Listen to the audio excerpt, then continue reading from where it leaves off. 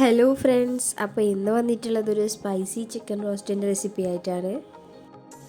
അതിനായി ഞാനിവിടെ 1.5 kilo chicken, 2 table spoon മുളക് പൊടി, 1 ടേബിൾ സ്പൂൺ മഞ്ഞൾപ്പൊടി, ആവശ്യത്തിന് ഉപ്പ് എന്നിവ ചേർത്ത് 20 മിനിറ്റ് മാരിനേറ്റ് ചെയ്യുന്നുണ്ട്.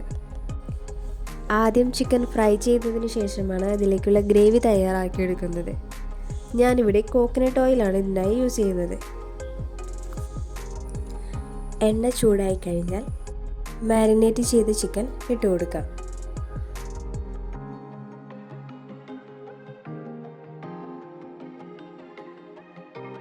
മീഡിയം ടു ഹൈ ഫ്ലെയിമിൽ വെച്ചുകൊണ്ട് തന്നെ നമുക്ക് ചിക്കൻ ഫ്രൈ ചെയ്തെടുക്കാം.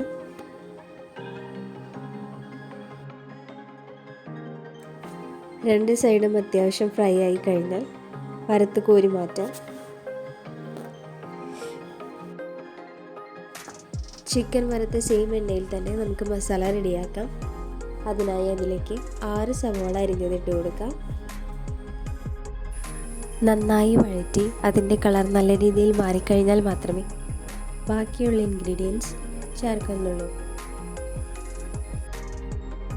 ഏകദേശം കറുപ്പ് നിറമാകാൻ തുടങ്ങുമ്പോഴേക്കും അതിലേക്ക് തക്കാളി ഇട്ട് കൊടുക്കാം.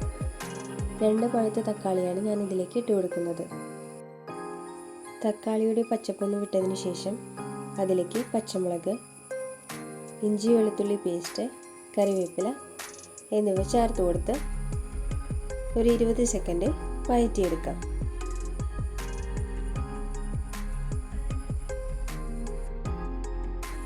ഉപ്പ് ഒട്ടും തന്നെ ചേർക്കാത്തത് കൊണ്ട് ഗ്രേവിയിലേക്ക് ആവശ്യമായ ഉപ്പ് ഇട്ട് കൊടുക്കാം.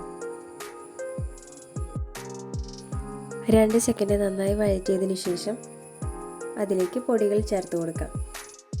2 സ്പൂൺ മുളക് പൊടി, 1.5 സ്പൂൺ മല്ലിപ്പൊടി,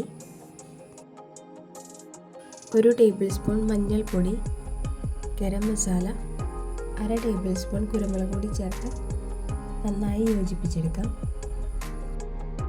പൊടികളുടെ പച്ചച്ചുവ മാറുന്നത് വരെ നന്നായി വഴറ്റി കൊടുക്കാം. മസാലയെല്ലാം സെറ്റായി അതിൻ്റെ മണമൊന്ന് വന്നു കഴിഞ്ഞാൽ അതിലേക്ക് ആവശ്യമായ വെള്ളം ഒഴിച്ചു കൊടുക്കാം. ഗ്രേവി കുറുകി കഴിയുമ്പോൾ അതിലേക്ക് 2 ടേബിൾ സ്പൂൺ അളവിൽ പുളിയില്ലാത്ത തൈര് ആഡ് ചെയ്ത് കൊടുക്കാം. തൈര് ചേർത്ത് 5 സെക്കൻഡ് ഇളക്കിയതിന് ശേഷം അതിലേക്ക് ചിക്കൻ ഇട്ട് കൊടുക്കാം. ചിക്കൻ ഇട്ട് കൊടുത്തതിന് ശേഷം നന്നായി മിക്സ് ചെയ്ത് 5 മിനിറ്റ് അടച്ചു വെച്ച് കുക്ക് ചെയ്താൽ സ്പൈസി ചിക്കൻ റോസ്റ്റ് റെഡി. നല്ല പൊറോട്ടേൻ്റെയും ചപ്പാത്തിയുടെയും ബിരിയാണിയുടെ ഒക്കെ കൂടെ കഴിക്കാൻ പറ്റിയ ഒരു സ്പൈസി ചിക്കൻ റോസ്റ്റിൻ്റെ റെസിപ്പിയാണ്. ട്രൈ ചെയ്യാത്തവരുണ്ടെങ്കിൽ ഇതുപോലെ ഒന്ന് ട്രൈ ചെയ്ത് കമൻ്റ് അറിയിക്കുക. വീഡിയോ ആദ്യമായിട്ടാണ് കാണുന്നുണ്ടെങ്കിൽ ചാനലൊന്ന് സബ്സ്ക്രൈബ് ചെയ്യുക, ഷെയർ ചെയ്യുക, ലൈക്ക് ചെയ്യുക, സപ്പോർട്ട് ചെയ്യുക. Thank you.